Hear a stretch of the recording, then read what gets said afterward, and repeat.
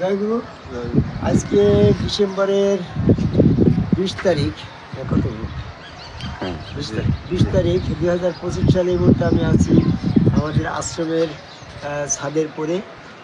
আবহাওয়াটা একটু কুয়াশাচ্ছন্ন।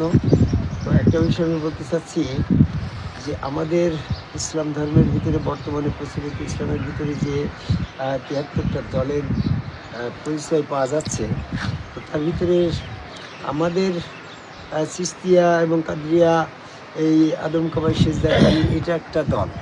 হ্যাঁ, এই যে আদমকাবাই সেজদাকারী সম্মুখগুরু রসুলের কাছে বায়াত গ্রহণ করে ওই হাত আল্লাহর, পা আল্লাহর, চেহারা আল্লাহর, ওর ভিতরে স্বয়ং আল্লাহ সক্রিয়।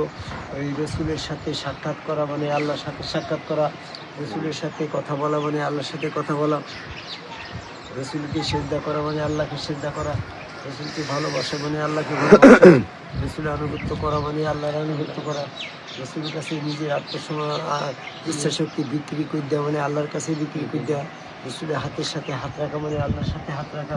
এইটা একটা তরিকতপন্থী, আমাদের একটা জগৎ, একটা জনপদ। আমরা একটা বেষ্টনীর ভিতরে আছি। আমাদের এই বেষ্টনী, এই নবী মোহাম্মদ সাল্লাল্লাহু আলাইহি ওয়াসাল্লামের ধর্মের এই জগতে, এই ঘরের ভিতরে, এই জনপদে ঢুকতে হলেই এখানে একটা বাধা অতিক্রম মানে একটা আমরা একটা নিরাপত্তা বেষ্টনীর ভিতরে আছি। নিরাপত্তা বেষ্টনী কি?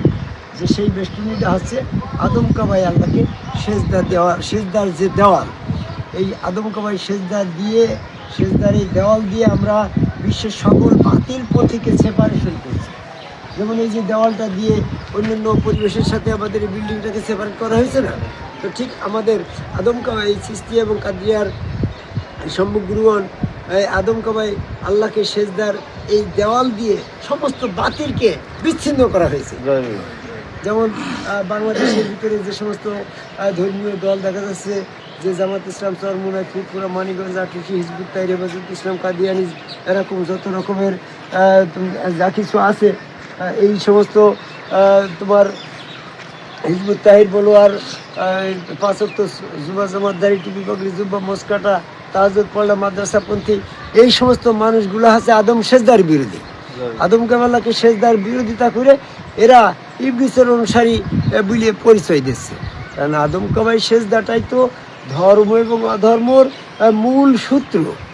বেহেশতের ভিতর থেকে আল্লাহ পাক যখন আদমকে সেজদা করার জন্য নির্দেশ করলো, সমস্ত ইচ্ছা শক্তিকে সেখানে সমর্পণ করলো, ইবলিস তার ইচ্ছা শক্তিকে ওইখানে সমর্পণ না করে আমিত্ব দাবি করলো, অহংকার করলো, এবং সে কাফের হয়ে গেল। তা আজকে যারা আমরা আমাদের নিজের ইচ্ছা শক্তি গুরুর কাছে সমর্পণ করে দিয়ে স্যালেন্ডার করছি সেজদার মাধ্যমে, আমরা নিজের এই ইচ্ছা শক্তির যে অংশটা আল্লাহ পাক আমাদের স্বাধীনতা দিয়েছিল, আমরা সেই ইচ্ছা শক্তির স্বাধীনতাটা আল্লাহর কাছে সেজদার মাধ্যমে বিক্রি করে দিলাম। আমরা মুসলমান হয়ে গেলাম, আত্মসমর্পণ করলাম।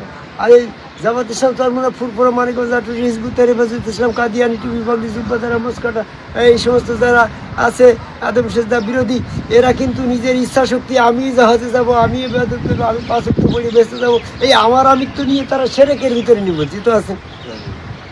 আল্লাহ রাব্বুল আলামিন বলছে, তোমরা যদি এই নগরে ঢোকো তাহলে আদম সেজদার মাধ্যমে ঢোকো। এবং সূরা বাকারার 58 নম্বর আয়াত খুলে দেখো, তোমরা যখন ওই জনপদে ঢুকবে, যখন সেখানে সেজদা দিয়ে ঢোকো, তাহলে তোমাদেরকে ক্ষমা করা হবে। তার মানে এই আমাদের এই চিস্তিয়া, কাদরিয়ার, এই সম্মুখ গুরুগণের এই ইসলাম ধর্মের ভিতরে, মোহাম্মদ ইসলাম, হোসেন ইসলামের ভিতরে ঢুকতে হলে তোমার সেজদা দিয়েই ঢুকতে হবে। তুমি তাবলীগ করে বেড়াচ্ছ, সারা 3 লাখ লাখ কোটি কোটি তোমার মুসলমান থাকতে পারে, কিন্তু তোমার আমাদের এই মুসলিমীয় কয়েকজনের এই তরিকতপন্থী জয়গুরুর দলে ঢুকতে হলে তোমাকে আদম সেজদা করে ঢুকতে হবে। গোমাসু এই বেষ্টনীতে ঢুকলে আদমকাবাই সেজদা দিয়ে তুমি ঢোকো, তোমার আল্লাহ ক্ষমা করবে। সূরা বাকারার 58 নম্বর আয়াত দিয়ে আমি এটা প্রমাণ করি যে আল্লাহ পাক যখন বলছে যে একটা নগর আছে, একটা জনপদ আছে, আমাদের চিস্তিয়া, কাদরিয়া, চুলদারি, মোশরাকা, জয়গুরু বলা, বাদ্যযন্ত্র বাজানো, জন্মান্তরবাদে বিশ্বাসী, একমাত্র কোরআনের পরে অনুসারী, এই জগৎটায় এই যারা আমরা আছি, এটা একটা জনপদ। এই জনপদের ভিতরে ঢুকতে হলেই তোমাকে আদমকাবাই সেজদা করে একজন সম্মুখ রসুলের কাছে বায়াত গ্রহণ করে সেখানে সেজদা দিয়ে এই নগরে ঢুকতে হবে, তাহলে তোমাকে আল্লাহ ক্ষমা করবে।